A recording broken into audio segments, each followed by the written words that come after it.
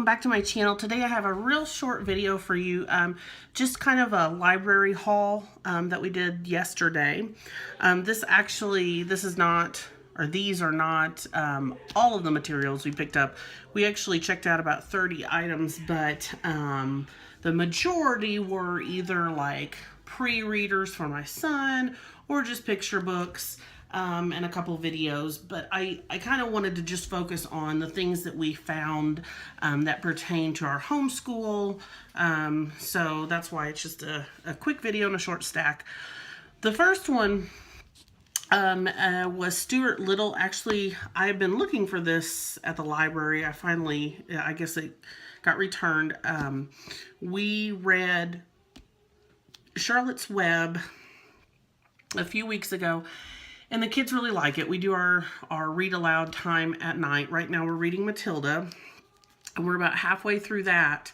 And I had been wanting to read them Stuart Little. They've seen the movie, but I really wanted to read them the book. And so after we finish up Matilda, then we will be picking up Stuart Little to read. So right now we're heavily focusing on the American Revolution, the Revolutionary War, whatever you want to call it, in our homeschool, in our history curriculum.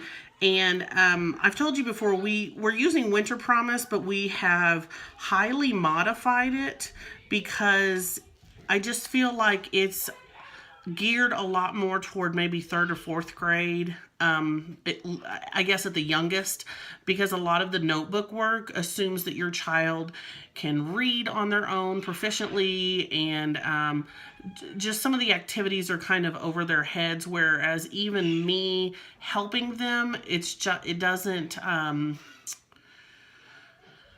it's more of a struggle and a challenge, not even a good challenge, but just frustrating for them because they don't really grasp some of the concepts at this point. And so we've highly modified that curriculum, and right now we are we're just reading some of the materials that they've suggested, and we're picking and choosing our activities. We're using the internet to supplement on certain things, and then I actually just stumbled upon this section at the library, and I don't even know why I hadn't thought of it before, but my son is very into this Revolutionary War stuff, and so his enthusiasm and excitement has led me to kind of not really stall on the topic, but just to focus a little bit more, go more in depth on the subject than what the Winter Promise curriculum does. And so like I said, we've picked out a few books that we're going to kind of use to talk a little bit more about what's going on. If you hear screaming or music in the background, my kids are in the other room dancing to the Moana soundtrack, so that's what's going on there. Anyway, so this first book is The Revolutionary War by Mort Kunstler. And a lot of these books I picked because they either had decent pictures, or the reading was written, or the book itself was written in a way that it was either a quick read, or we could break it up into sections. And this is one that could be broken up into sections. So for instance, you have on each spread, you have a different topic, and so you wouldn't have to read. That would be my kids beating on the door. Hold on a minute, please. They're crazy. Anyway, so excuse me, you're going to have to wait. No, you're going to have to wait. I'll be out in a minute. So anyway, sorry about that. Each page spread has a different topic on it, and like I said, the pictures are really nice. So it's a short amount of reading, and you can kind of get more of a discussion. I feel like my kids, the discussion goes better when there's something like a picture or a video or something that they can put what they've learned, the context of what they've learned in the reading, to a visual. And so I just thought the pictures were really nice in this book. So I was excited about that one. This is called You Wouldn't Want to Be at the Boston Tea Party. And I know that there are a bunch of books in this series, like You Wouldn't Want to Be at whatever topic. So I plan on looking those up. This is a Scholastic book. This is written by Peter Cook and illustrated by David Antrim. So, and this is another one where it's got fun pictures. I like the timeline, but it's broken down into just small sections.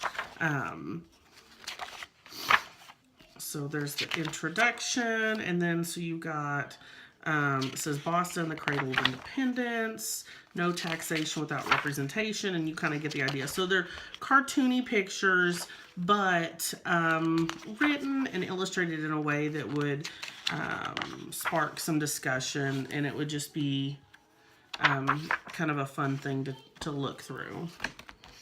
This one we won't read. This is an eyewitness, a DK eyewitness book, American Revolution. My son really wanted me to get this book, and it's because of just all of the real pictures of the weapons and the clothing and all of that stuff that we can just sit down on the couch. This doesn't have to be necessarily during, hold on a minute, Joel. Anyway, you'd think I could get through a quick video without somebody screaming, but it's not possible. So anyway, this wouldn't necessarily be one that we talk about during our school time, but you know, I could sit down on the couch with my two oldest, and we could pick out a page and talk about the different things on that page.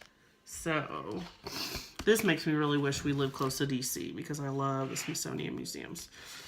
The next book is called Paul Revere's Midnight Ride, and this is by Stephen Kernsky, illustrated by Greg Harlan.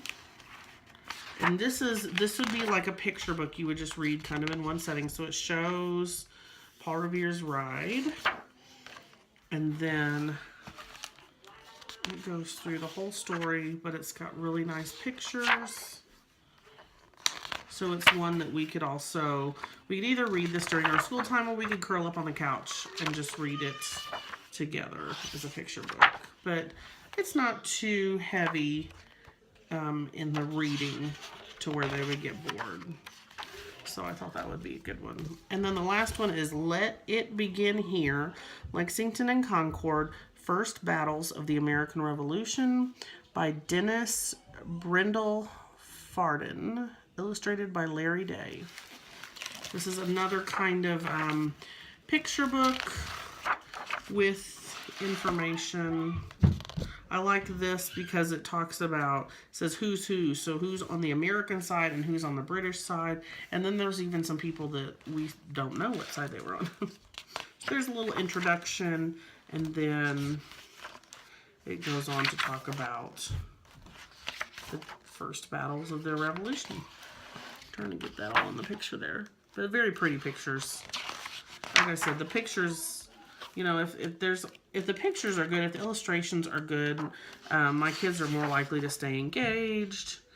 So there's an afterword. It says what happened to the people on the American side, the British side, the unknown side. And then there's some sources and for further reading.